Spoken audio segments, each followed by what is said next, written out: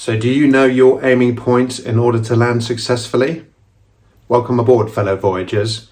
As a captain on a Gulfstream private jet, I need to know my aiming points in order to be able to land the aeroplane in the safe zone and as comfortably as possible. So what about you? Do you know your aiming points in your mission through life?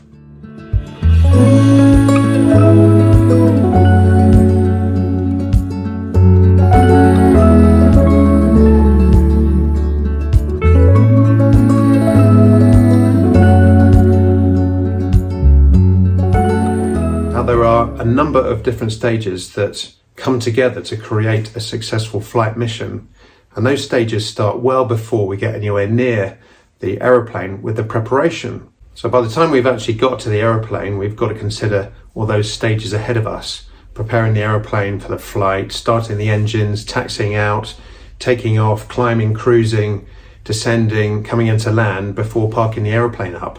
And each of those stages of the flight requires a different aiming point, a different focus. Sometimes we have to be very detailed in that focus, and sometimes we have to think about a much bigger picture, whilst always bearing in mind everything that's going on around us.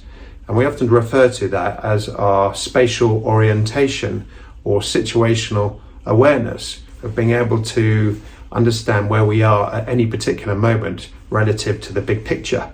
And actually landing the aeroplane, I think, is a great illustration of this. For those last couple of minutes, we are trying to come down on a very consistent glide path, as we call it, and we're focusing very much on the point in which we want the aeroplane to touch down. And just before we actually touch down, we enter the flare stage, as we call it, where you pull back on the controls to try and make the aeroplane sit down as comfortably as possible.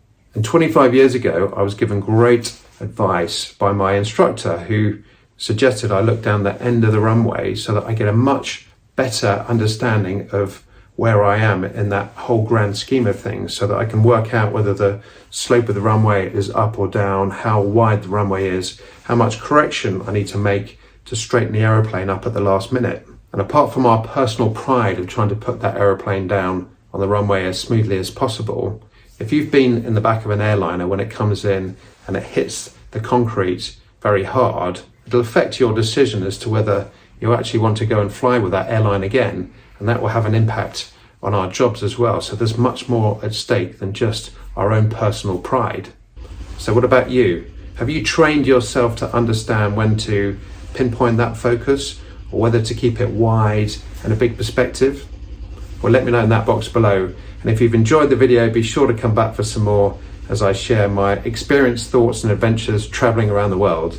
In the meantime, keep it in the greens, continue to discover your self-belief and live the life of your dreams.